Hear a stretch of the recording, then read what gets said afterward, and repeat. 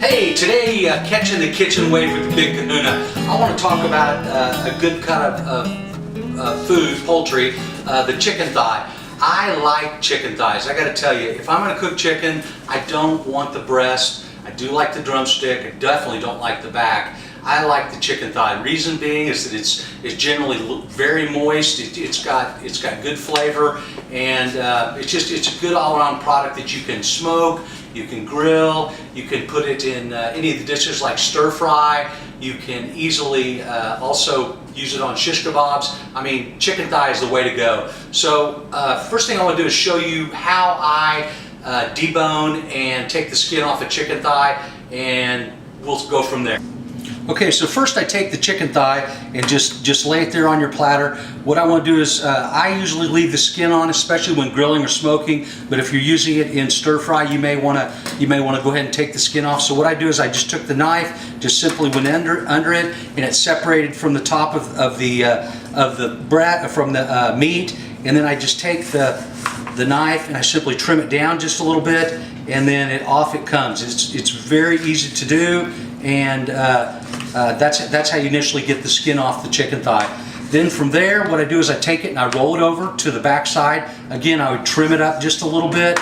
I mean, the little fat usually cooks off, especially if it's going to be cooking for any time, but I trim it up like that. So from here, you've got each end of the bone. One here where the socket was, this is where it connects into the thigh and into the body of the chicken. So what I do is I just go right down the edge of the bone and cut it down, and then turn it around. Do the same on the other side. Trim it to the cutting board, and then on the underside I just slip the knife through that meat and just come out like this.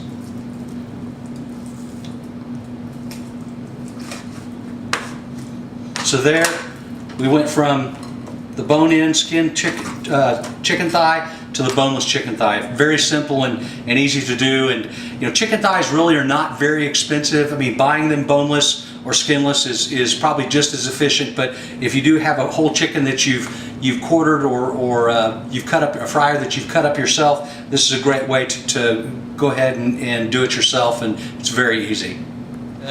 Obviously, we've moved the kitchen outside. I'm going to do a little grilling, and I want to talk about the type of grilling I'm going to do tonight. Day before yesterday, I got a new Traeger grill, and I will tell you that we haven't cooked anything on the Traeger yet. We just fired it up and made sure everything was working. But this is the first maiden voyage of the Traeger grill, so I'm going to give you a few thoughts on it. Here we go. You ready? 1, 2, 3. Ah, there she is. Traeger grills or pellet grills are fairly new to the outdoor cooking environment. They've probably been around. They got more popularity in the last 4 or 5 years. They're really turning it on. There's Traeger. There's also Green Mountain. There's Yoder. I heard the other day that Costco has a private label one. So there's a lot of them out there. And to be honest, this is my first experience with it. So I couldn't tell you one is better than the other. But the theory is we use these tiny pellets that are they almost look like rabbit food, and so it's compressed wood in very small pieces. There's a auger that feeds it through the hopper into a heating rod, and that's when it sits on that heating rod, that's where it catches fire. The heating rod is not for the temperature control in the grill. That's done through how many pellets are put in there, but so it does use woods like a traditional smoker, but it does use electricity to ignite those pellets, and also for the auger to be able to feed it. So, well, first thing we're going to do is I'm going to plug it in. Okay, so today we're going to do some smoked chicken thighs. We used them cutting them up earlier and deboning some, so we're gonna throw those on the grill. And so upon looking at a few charts and the things that I use to help me cook, it looks like they needed about 225 for about 3 hours. So it's on, and turning the grill to the desired temperature. So I told you I wanted to cook it at 225. So it starts up, and from the directions it looks like it'll take about 5 to 10 minutes to get to the correct temperature. So we'll be back in a few minutes once we're up to the temperature and be ready to do some cooking on the grill. Okay, we're ready to put the chicken thighs on. If you can hear that noise, there's a little bit of a rustling in the background, and that is also a fan in there that circulates the hot air in the Traeger that makes it cook more like a convection oven. So what we're going to do is we're going to put the chicken thighs on for about 3 hours, and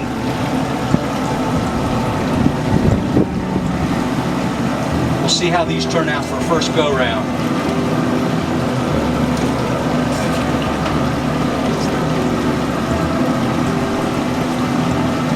Some people call the pellet grill the old man's easy bake. So we'll see how this works out. I'm really curious to give this first go and give it a review. But they're on there, so they say don't peek. So here we go, no peeking.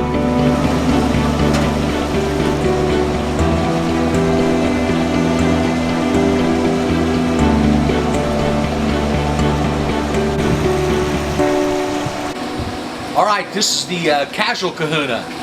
We are going to take one of the chicken breasts off about 30 minutes early because my camera crew is going to bed and we're dying to at least sample it. So let's open it up. First look here. How's that looking? Can you see it? All right, so we're going to take off the skinless one and we're going to give it a taste.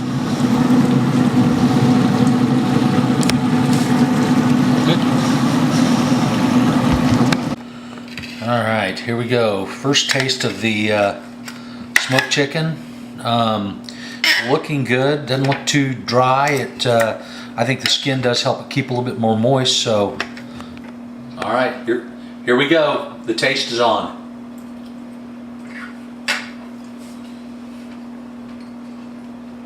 Very moist. I really like it. I will say that I think leaving the skin on, it has a little bit of a texture to the outside, but the inside is extremely moist. I mean, I'm telling you, it's that's the real deal. And I got to tell you, I think the others are probably ready to come off. I mean, I'm going to let my cameraman sample it, and we'll see what he thinks.